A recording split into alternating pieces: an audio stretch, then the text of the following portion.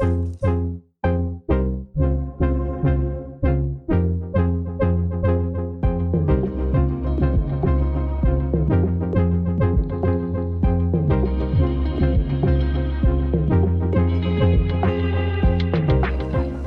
father was a radio announcer, so hopefully there's some inherited genes here. So good evening everybody, Yura.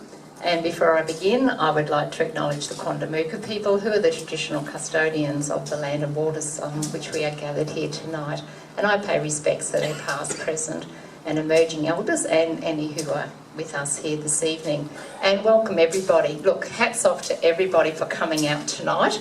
I thought I might have been a little bit lonely with the amount of flooding and everything out there, so well done. And I'll tell you what though, I'm not surprised, because we must have the most passionate community around. So I'm not surprised you're all here. So we're here tonight because we want to be re-elected, or we want to be elected, and I can tell you that I've been very pleased to hear that every candidate who has got up tonight has said words like integrity. It's music to my ears, believe me. Lovely to see.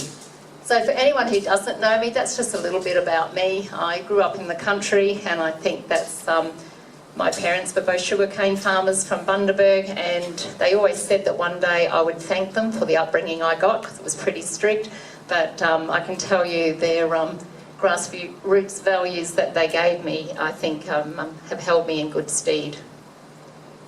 So I ran for council in 2008 because I wanted to be part of enhancing Redlands and just getting it right. I got brought up, there's no grey, it's black, it's white. There's no grey matter, and I think things just need to be done right. Unfortunately, a lot of those things, accountability, transparency, integrity, especially, I'm still fighting for, I feel, just about daily. I value our community.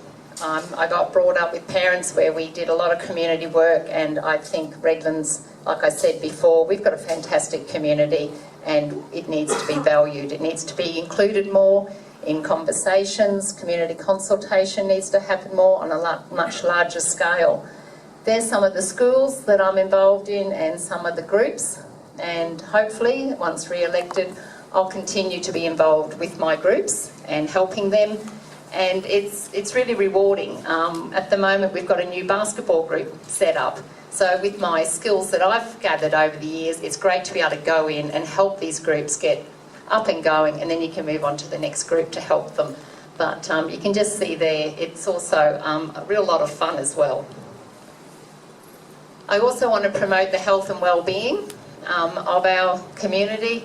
That loneliness, the health crisis, I'm sure Irene knows all about the mental health issues that we're having these days in our community. It's a lot more than just putting in cycleways these days.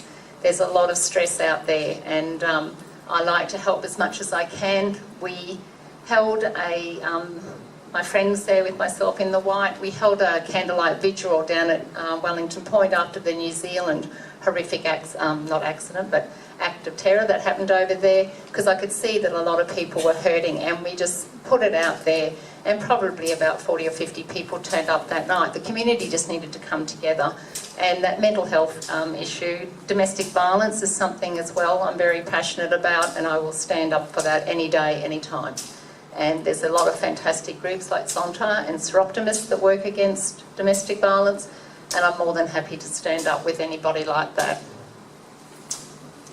Another thing that I like is to help with social isolation. The mobile library was actually going to be cancelled, and the Wellington Point people love our mobile library. We get about 91 visits on the day down there, and they heard about it somehow, and they got into the paper, and there was a little bit of a raucous about it. Anyway, we saved our mobile library. It's not the size it used to be, but it's still the mobile library. And it's little wins like that that it energises me. Our community is also about safety, and Redland City Council does not like the idea of putting cameras in, so it took quite a few years, but eventually myself and a couple of other councillors that were all for it, we got the camera policy approved, and that was a hip hip hurrah day. Because the people down at Wellington Point at the reserve, there's hardly a night that goes by where they're not woken up with the sounds of the hooning and all the other antisocial behaviour that happens down there.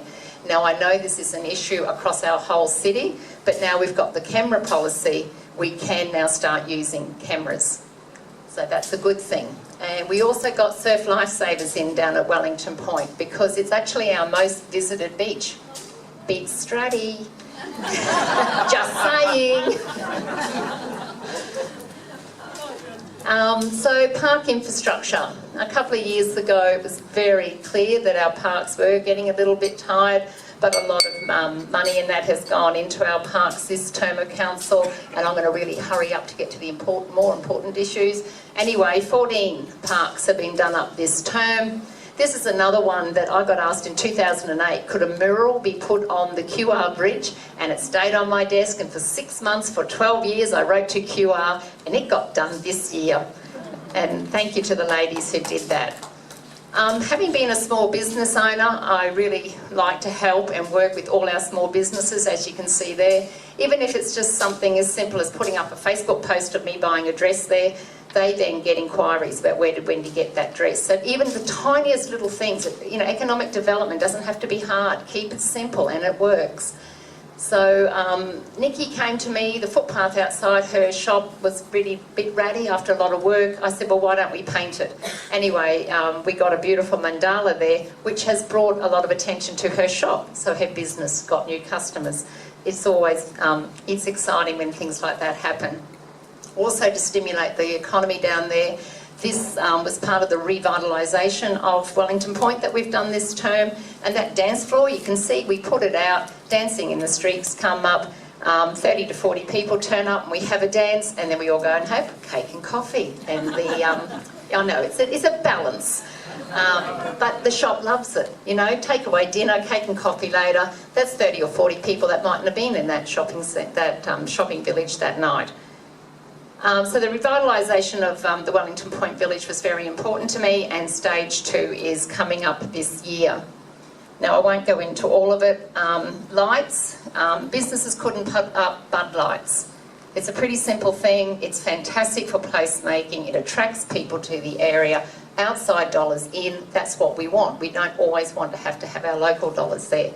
And so luckily we got a new CEO.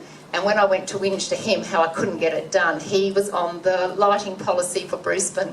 So he gave me a guiding hand, and we've now got a lighting policy so businesses can have the bud lighting.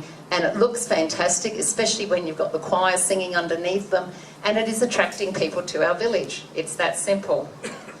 Infrastructure, well, we did all the normal things, the road reseals. But the thing I'm worrying about is our local government infrastructure plan. I didn't vote for it because I do not believe it really represents what the northern part of the city needs. We're an older part of the city, we've got to get our spare capacity and our pipes checked, and at the moment that's one of my little dog with a bone type projects. I want it reviewed because I'm very worried about it. And as I've got sewage coming up through some of my residents' showers and they have to live elsewhere for 8 months, it's a bit of a worry. Okay, another thing I'm pretty passionate about is our environment, and the fact that it is not environment versus development. They are married. Our environment supports our economy, and the old myths about it just are quite antiquated. Redlands ecosystems give back to us $2.8 million a year in services. So when people say, oh, you're just a greenie, I go, no, I'm an economist, because you tell me what other business gives us that much. So there's lots of groups around Redlands. I like to lobby, and I was really excited when we got Bligh Street, and I just let Debbie know that 20,000 plants are going in the next couple of weeks, and 1,050 are koala food trees. So that's something we've been waiting on for the rain to come, so that could start. I'm lobbying at the moment to save koala habitat in Cowley Street, but it's not looking good. Also for the environment, I like to be a little bit subtle, and I've used art to educate people as well. People weren't aware of shorebirds, but that mural has really raised awareness. And one thing is, we've had a new city plan in 2018, but our environmental corridors were not put into that city plan. It has taken years of lobbying. I've actually worked on it since 2014, and it has now finally got through. But as you can see from here, it actually wasn't easy. There were some certain people that, certain councillors that didn't quite see eye to eye with me on it, but it is through now. It is at the state government. Now I'm going to ask you now, when it gets back here, it's going to go out to public consultation, so everyone across the city has a chance to write a submission on it. It can get stopped if there's enough submissions that said we don't want it. So please, when that time comes, stand up.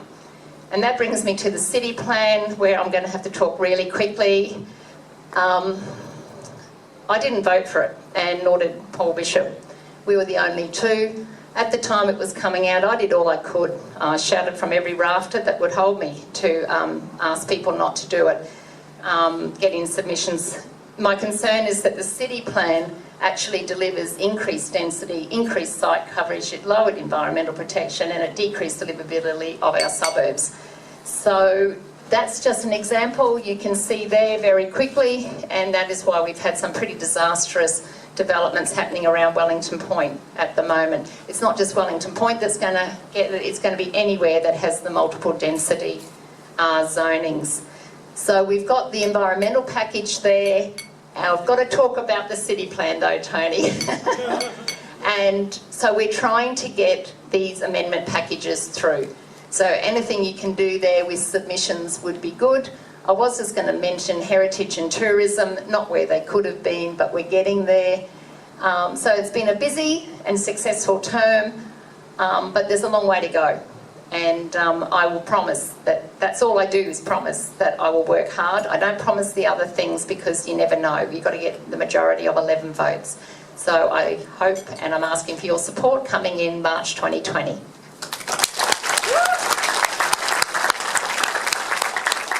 Thank you, Wendy.